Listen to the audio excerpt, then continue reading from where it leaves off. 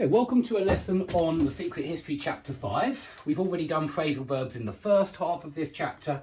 Now we're going to go through a load more phrasal verbs. Some of them aren't phrasal verbs, they're more phrases and expressions, but most of them are phrasal verbs because I know they are difficult. So, it was quite easy to keep tabs on Bunny. Okay, now if you keep tabs on somebody, you keep an eye on somebody. And you can certainly say that as well, keep an eye on somebody. Yeah, keep an eye on somebody, keep tabs on somebody. They are exactly the same. Yeah, it's when you make sure that you know where somebody's going, what they are doing, and that's precisely what Henry wants to know. He wants to know where Bunny is going and what he's doing.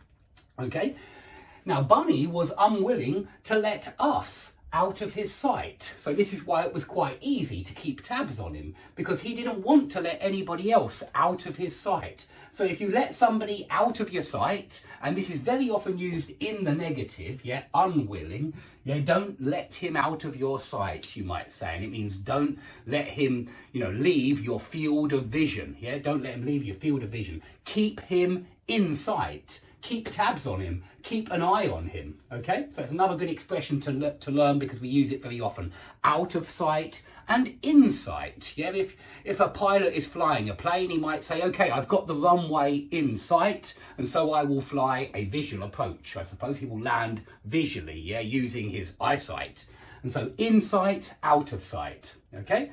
Now, Richard complains that Bunny liked to entice him into lies. And that's quite an interesting sentence in itself. He's blaming Bunny. Yeah, I lie because Bunny entices me into lies. Yeah, he tricks me into lies. He dupes me into lies. And we had these phrasal verbs last time: dupe somebody into and trick somebody into, and they're very similar to entice somebody into. I think entice is more similar to seduce somebody into, but it's not exactly the same as seduce, because seduce is usually sexual. Yeah, there's usually an attraction when there's some kind of seduction.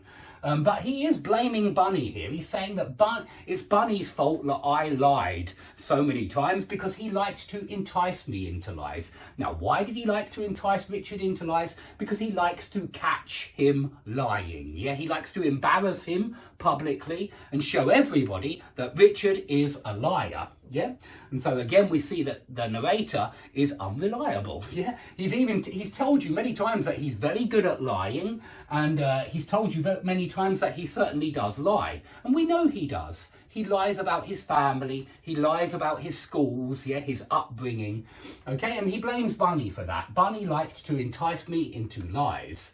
And just remember, this into works also with tempt somebody into something or talk somebody into something.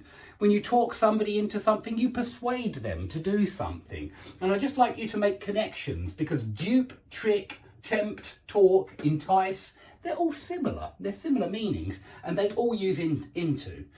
Okay, so my lies could not stand up under these glaring attacks. Okay, so Richard is complaining that his lies did not seem convincing. That's what we mean by my lies could not stand up.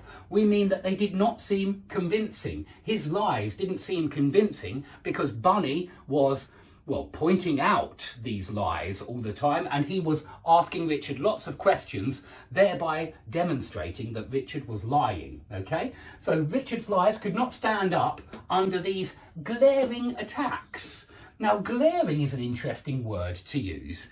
If you glare at somebody, and glare is a verb of looking, and so like all the other verbs of looking, it uses at, look at, stare at, gaze at, glare at, leer at, ogle at. All of these are verbs of looking.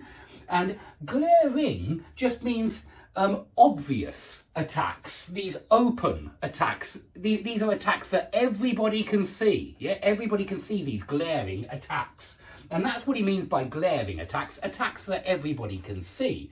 And we use this adjective, glaring, participle, you might say. We use this participle with, for example, headlights on a car. When they are really bright, we say glaring headlights. And we also talk about the glare from the computer screen, yeah, from a monitor. And it's that strange blue light that Well, it gives you a headache, doesn't it? And it makes your eyes tired if you watch the screen for much too long. And so it's very bad for you, the glare of the screen.